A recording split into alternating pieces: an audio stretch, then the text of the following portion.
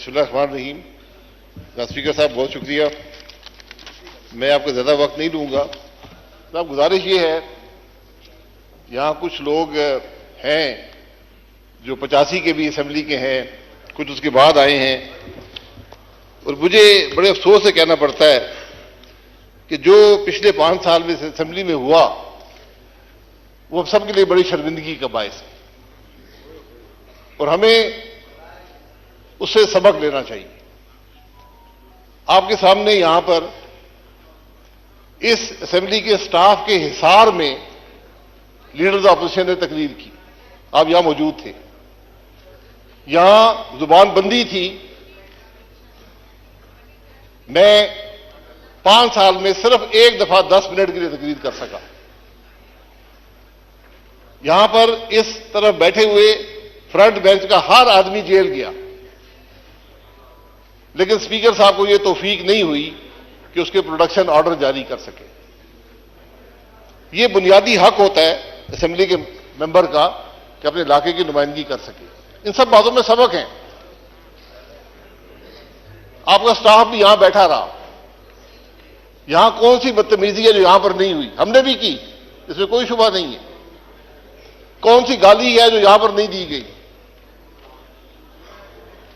आज ना अपोजिशन है, अपोजिशन के बगैर असेंबली नामुकम्मल होती है। इन सब बातों से हमने सबक हासिल करना है। मुल्क के अवाम देखते हैं, हमसे तवक्को रखते हैं। तो मैं ये असेंबली, मैं बार भी टीवी के लोगों ने पूछा, मैं कि मेरे लिए बड़ी शर्मिंदगी का बायस रही है।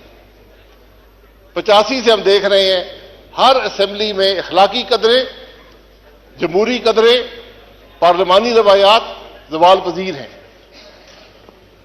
लेकिन 18 से 23 तक यह ज़वाल इस तरह गया।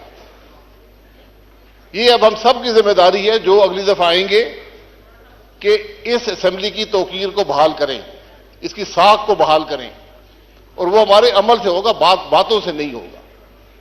असेंबली की छत पर बड़े झंडे लहराने से नहीं होगा। ये हमारी अवलीन जिम्मेदारी है। आप ये देख लें कि हमने कुछ सीखा या नहीं सीखा।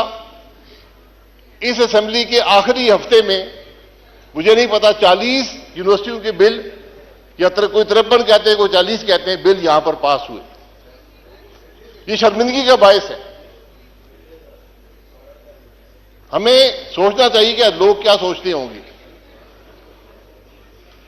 हम क्या जवाब देंगे। आज इल्जाम लगते हैं इस असेंबली के मेंबरान पर। ये स्पीकर साहब, आपने इस असेंबली की साख का तहफ़्फ़ुज़ करना है अपने अमल से। आपको रोकना चाहिए था इन बातों को। ये वो चीजें हैं जिससे पाकिस्तान के अवाम हमें तोलते हैं, हमें नापते हैं कि किस किस्म के लोग हैं। यहां आम तासुर यह है कि असेंबली के मेंबरान सारे करप्ट हैं। लोग हमें अच्छी निगाह से नहीं देखते और हम अपने अमल से साबित करते हैं कि उनकी बात दुरुस्त है। असेंबली के मेंबर की तनख्वाह क्या है, यह आपने कभी बताया किसी को? क्यों सेक्रेटरी साहब, क्या 60,000 रुपया, क्या कितनी तनख्वाह है? वो अलाउंसेस डाल के है ना, तनख्वाह क्या है? आप देख लें, तनख्वाह उससे कम है। मुझे भी तनख्वाह मिलती है, मैं जानता हूं। लोग ये समझते हैं कि ये अरबों रुपया ये लूट कर ले गए। ये वो चीजें हैं जो हमें लोगों को बतानी पड़ती हैं। क्या इस असेंबली का मेंबर अपने गाड़ी के खर्चा भी पूरा कर सकता है उस तनख्वाह से? ये सब बैठे हुए हैं। पाकिस्तान की हर असेंबली ने तनख्वाह, मैं तनख्वाह बढ़ाने की बात नहीं कर रहा, मैं एक हकीकत की बात कर रहा हूं। इसलिए असेंबली जब भी आए, आप मौजूद होंगे यहां पर, उनको अल्लाह करे आप भी स्पीकर रहें, उनको सबक दें कि इस असेंबली की बेतौकीरी ना हो, असेंबली का तौकीर जो है वो बहाल रहे। मैं पिछले स्पीकर साहब का नाम नहीं लेना चाहता, लेकिन जितना नुकसान उन्होंने इस हाउस को दिया है तारीख में किसी नहीं दी। ये बदकिस्मती है। अगर आप पे हुकूमत का दबाव हो, कुर्सी छोड़ दें। मैं उनको कहा भी, यहां खड़े होकर कहा, मैं अगर आप पर यह दबाव है कि आप बोलने ना दें अपोजिशन के मेंबरान को, तो ये कुर्सी छोड़ दें। इसमें आपकी भी इज्जत होगी, हाउस की भी इज्जत होगी। ये वो सबक है जो हमने हासिल करने हैं। मैं स्पीकर साहब ये कहूंगा, ये ऐवान जो है, ये वाहिद इदारा है मुल्क का जो अवाम पर टैक्स लगाता है। जो बोझ अवाम पर महंगाई का पड़ता है, इस इदारे से आता है। हुकूमत यहां पर बिल लेकर आती है, लेकिन यह इदारा मंजूर ना करे तो महंगाई नहीं होती। मेरा सवाल यह है कि इस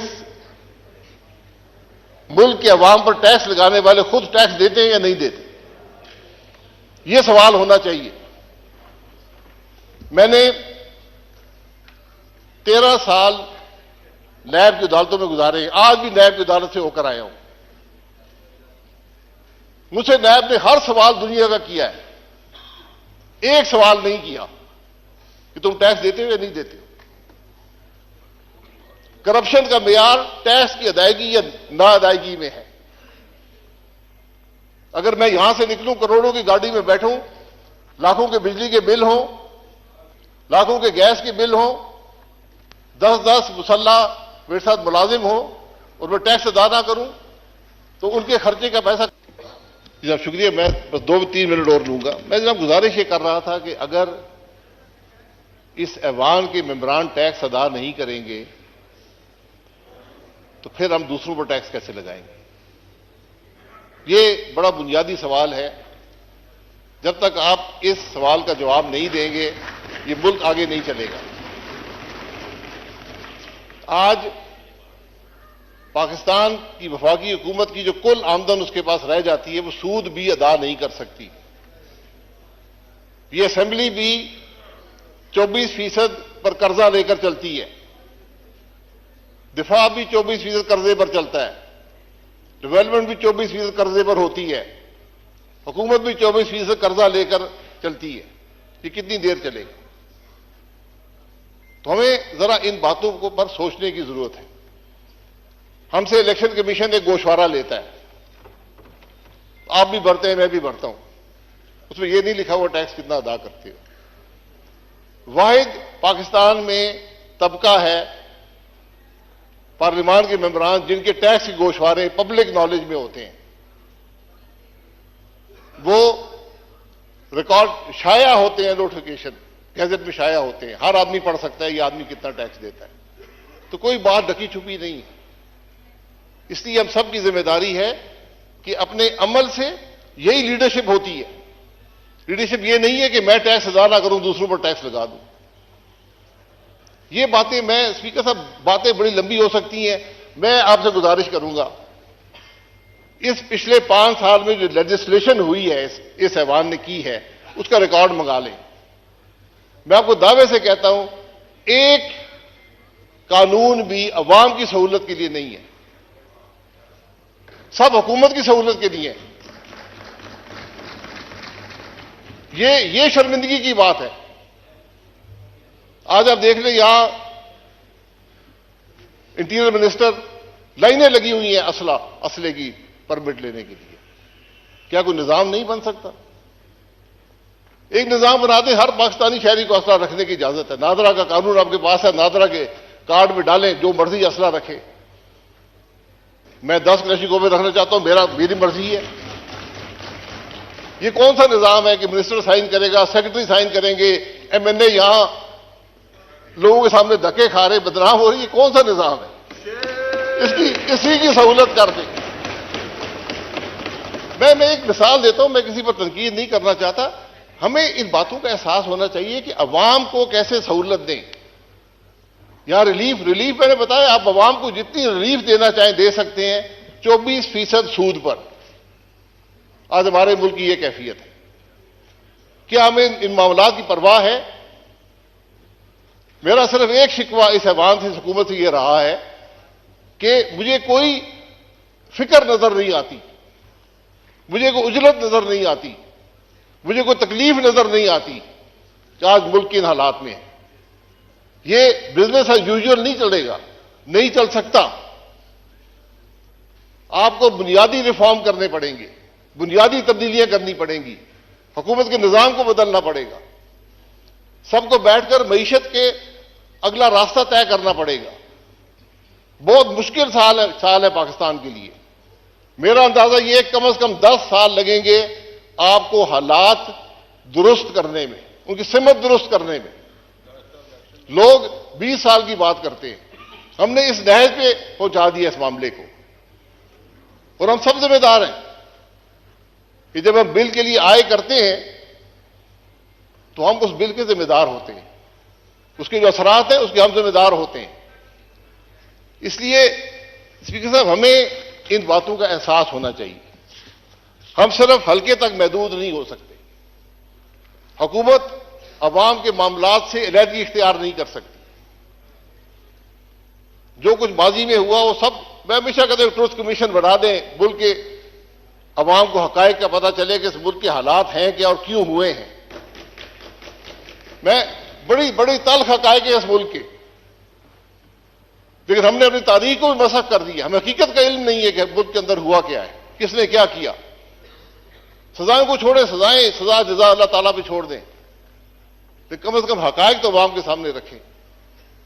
ये आपका बहुत मशकूर हूं, ये चंद बातें रखनी थी, लेकिन जिम्मेदारी हम सबकी है। अगर हम कोई गलत काम करेंगे, गलत भर्ती करेंगे, इस अवाम के मेंबर होकर, वजीर होकर हमने निजाम को तबाह कर दिया। लोगों का एतमाद उठ जाता है। आज अवाम का एतमाद हुकूमत के निजाम पर उठ गया है। आपको उसको दुरुस्त करना है, लेकिन दुरुस्त बातों से नहीं होगा, उल्टे सीधे कानून बनाने से नहीं होगा, अमल से होगा। ये बात जो भी कल ऐवान में आए उनको आप जरूर हमारी तरफ से पैगाम दें कि जनाब ये बातें हैं, आप सिमत दुरुस्त करें, मामले को आगे चलाएं, फिर मुल्क की दुरुस्ती होगी।